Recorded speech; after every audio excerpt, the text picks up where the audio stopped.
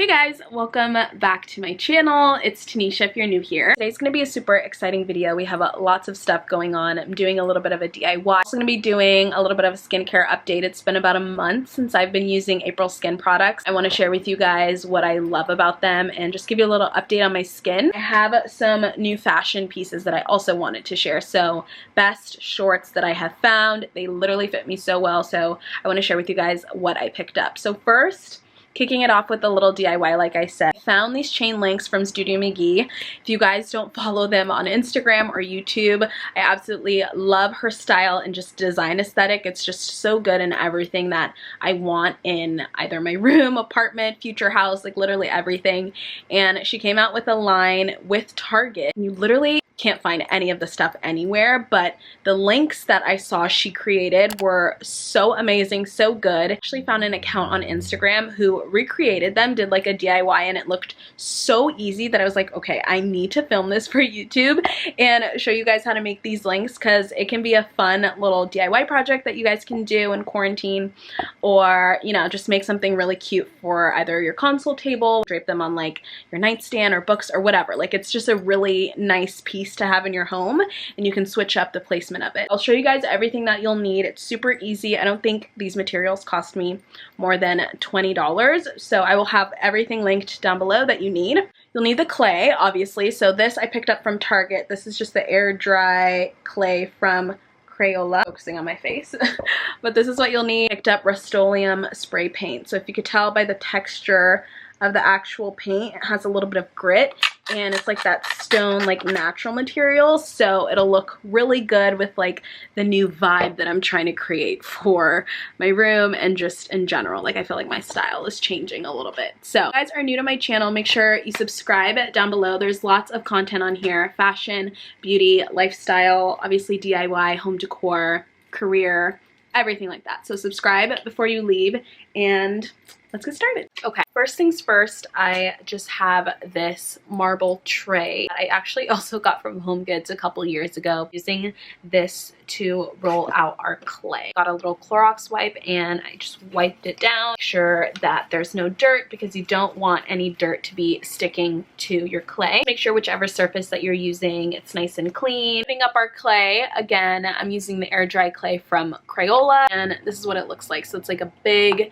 piece of clay, about half, and work with half of it, and then we'll work with the other half. So first things first, you want to get your clay and really work it into a ball. You want to smooth out all of the edges, all of the kinks, and really make sure that the entire ball is super smooth.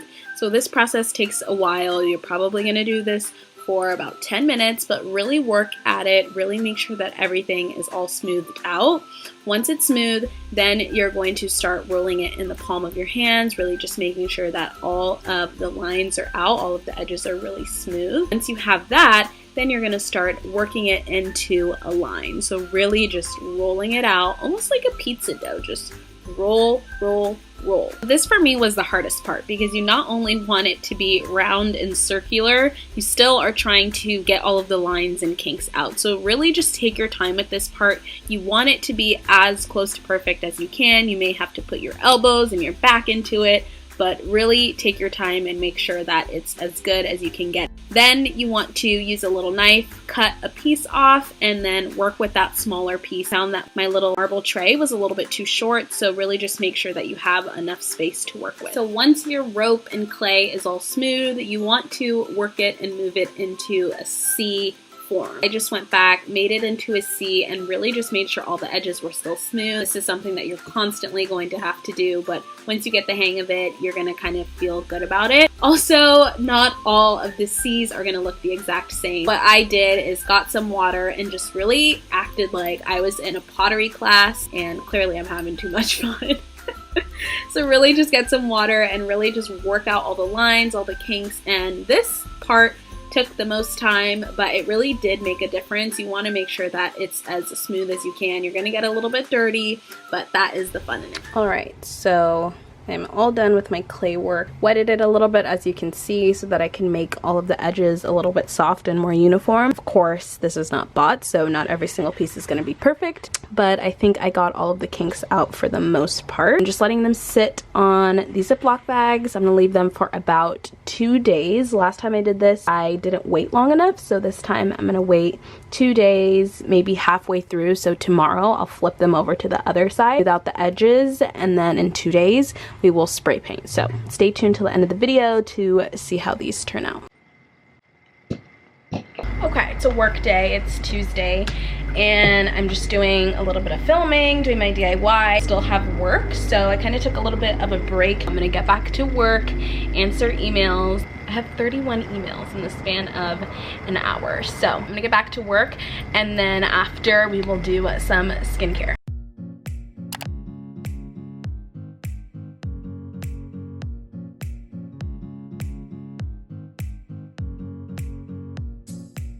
About that time to do some skincare. Just ate dinner and I'm done with work. I really like to take my makeup off when I do wear makeup. I like to remove it like literally right around like 6 o'clock, 7. I don't like to wear makeup all day. I usually only wear it for like a couple hours. I don't like the feeling of having like my face and my pores feel clogged. I want to wear makeup for what I need to do and then take it off immediately. So I am going to wash my face. I have a pimple right there. It's not that cute. I have a whole like morning and nighttime skincare routine if you guys want to see it in depth, but I'm gonna wash my face and then we'll talk a little bit more about the products that I use. Huge thanks to Aprilskin for sponsoring this portion of today's video. You guys know I am a big fan of double cleansing, so after I've gone in with my cleansing oil, I will go in with the Carrot Acne Foam Cleanser, and I love this because it has salicylic acid, which is a great ingredient for us with darker skin. We know BHAs are a lot more gentler than AHAs, I've found and learned over the past few months in doing skincare. So I really like incorporating this cleanser whenever I need a deep clean. Next, I'll go in with the Calendula PHA Peel Pads, which this is a newer product that I've been using, but I absolutely love. As you can see, I've used so much of it. So what's really cool about these pads is they have two sides, an embossed side and a silky side. First, I use the embossed side to pick up any remaining makeup residue that I have or any dirt that is left over from washing my face. Then after, I'll flip it over and use the silky side to give my skin a finishing polish and an extra bit of hydration. I also really love that this has PHAs in it, which is a derivative of salicylic acid, which is just going to go in deeper and exfoliate my skin. And it's gentle enough to use every single day, and sometimes my skin needs that extra love. Once I've wiped everything away, I will pat in the product into my skin so that it absorbs it a little bit better. So I had to give you guys a little update on the Calendula Peel Off Mask that I showed in my pamper routine. I still love using this mask whenever my skin needs a little bit of TLC. It's super hydrating, and I always feel like my skin is 10 times glowier whenever I wake up the next morning. So I still love using this mask on self-care nights, and it was actually featured in Marie Claire as one of the best peel-off masks on the market. So if you guys are looking for a new face mask, this one is it. Now on days where I wear a lot of makeup, I always love going in with the Carrot Blemish Serum just to make sure that I'm getting any pimples that may be forming underneath my skin that I can't see yet. This serum is really awesome for not only clearing blemishes but brightening the skin. So I really love to work this in. It's almost like a little massage. It smells so good. It feels so good on my face. So I really love just working this in. So after I have completed the rest of my skincare routine, this is what my face looks like. Super glowy, super fresh, super clean. If you guys want to try any of Aprilskin's products, I will have them linked down below. I also have a discount code for you guys. It's just Tanicha15 to save 15% off your order. So happy shopping. I wanted to show you guys these flies down shorts that I picked up from Dish. They're an Australian boutique, and I absolutely love these shorts. They fit so well. This first pair that I'm wearing is just like a black, kind of like a dark washed, almost like gray black pair of denim. What I really like about them is, you guys know that I don't like my shorts to be too hoochie. I don't want my butt showing or anything. These are perfect because they completely cover the butt, like give you at least 2 inches. They just look really good. I love the distressed fit of them. I actually got in a size size 6. A little bit too small. I originally ordered an 8 and they're kind enough to resend me a new pair. So a new size 8 is on the way. That is the only thing, but I feel like these pair of jeans, the size 6, makes me want to get a little bit more fit and work out so that I can actually fit this. Right now it feels fine because I haven't eaten, but if I were to eat, I like would not be able to sit comfortably in these. And obviously you want to be comfortable in anything you wear. Comfort is key. Shorts are super on trend right now. Even if they weren't on trend, I would love them. I just love like the cut. I'm 5'2", so it hits me at the perfect length.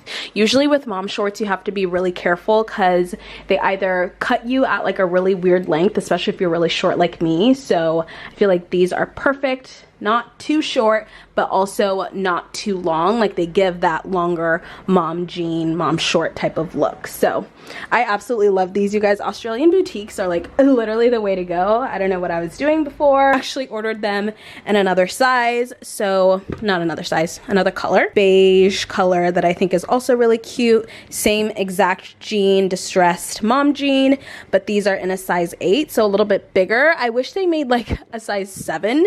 I know that's not a thing, but I feel like I'm in between a 6 and an 8. So if you're kind of like my same body type and you have the same figure as me, you know, it's kind of hard. It depends on how you want your jeans to fit between a 6 or an 8. Yeah, I wish I had a 7. Otherwise that would be like the perfect fit. But I got that nude color, I got black, and then I actually ordered a denim, like light blue denim color, because I love just denim shorts. They're such a good like staple. You guys know my closet like staples video. I absolutely love denim shorts just to wear on any occasion. So I wanted to get a blue denim pair. So once those come in, I'll show you guys what those look like. But I just had to share these shorts because I have been loving them. It's still like hot and sunny and just summer weather here in LA. So I figured if you guys are in the same climate or you're in California, you probably are looking for some good shorts. So those are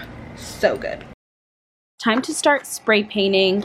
It's been about a day and I felt them and they're about ready for me to spray paint. The big thing with these is you want to leave enough space so that you can fit another one inside of it, but you also don't want it to get too hard so that you can't move it. Right now they have the perfect amount of flexibility to where they're still soft and I can move them, but they're hard enough for me to spray paint. So showed you guys this and be using the Rust-Oleum spray paint. It's like the stone texture, and I think it's gonna look perfect. Now for the really fun but smelly part, spray paint. So I stood about 3 feet away and just sprayed on all edges, waited for that front side to dry before I flipped it over. You really wanna make sure that the front side is dry before you flip it over and spray paint the back side. But once you've got all sides painted, wait for it to dry until it's not sticky anymore, and then we're on to the next part. Has been about 30 minutes and everything is done drying for the most part, so I wanted to show you guys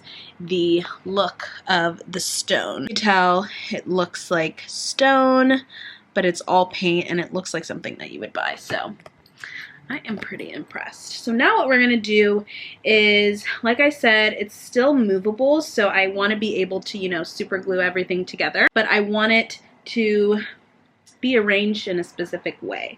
So I am just gonna go around and see what pieces I want together. I think this piece I definitely want in the front because that one looks the best. This is a little bit of a game of Tetris. You're really gonna have to play around and see what pieces work together, but once you've got it figured out, then you're gonna move on to gluing the pieces together. Okay, so I think we have the general shape. So what I'm gonna do is take a little knife, make little hatches on the inside so that the super glue will stick. So we're basically super gluing the sides together. I'm just taking some Gorilla Super Glue and putting it on both sides where one piece meets and pressing that together until it's all dry. You really want to have some type of paper or something to fan it to help you. It's gonna save a lot of time. Otherwise you're gonna be sitting there for like an hour trying to glue these pieces together, and nobody got time for that. All right, are you guys ready for the big reveal? Honestly, I had such high hopes for this DIY. Now, if you look at it from afar, you know, and maybe like squint an eye, it looks good, but what had happened was I took it back downstairs because I wanted to add more clay to the end so that it just looked seamless. Took it back downstairs to spray paint it again, and I think with moving it, it just broke. You know, I was gonna come on here and act like, you know, from this angle, ta-da, looks so good, but that is just not me. I wanted to be honest with you guys. Sometimes DIYs just are fails and don't come out exactly how we think it's going to or exactly as planned. Sometimes it's just like a total Instagram versus reality moment, and this is the reality of I tried to do this DIY and I messed it up. For the most part, like I said, if I configure it right and you look at it from far away, it does look really good. On the screen, I'll put a photo of the picture that I took a couple nights ago when I posted it on Instagram, and it looked really good. I probably just shouldn't have moved it. You know, I just messed up by moving it and touching it. It's a fail. Now it's just a bunch of like, I don't know how I'm gonna make this work. Maybe we'll just do like this type of thing. I don't really know, guys. I don't know. Such a fail. Definitely think you guys should still try the DIY. Like I said, it takes time and patience and probably failing a couple times to really get it, but still try it out. It's something fun to do during quarantine. We're not doing anything else anyways, so just try out a fun DIY. It costs literally no money, like 20 bucks to do it. So just try it. Let me know how it goes for you. Tag me on your tries on Instagram or wherever. Send me a DM and we'll just laugh together, honestly. All we can do is laugh. So I hope you guys enjoyed this video. DIY was a little bit of a fail, but for the most part, I still had fun showing you guys how to do something fun and interesting for your house. So I'll see you guys in the next video. Hope you enjoyed and catch you later.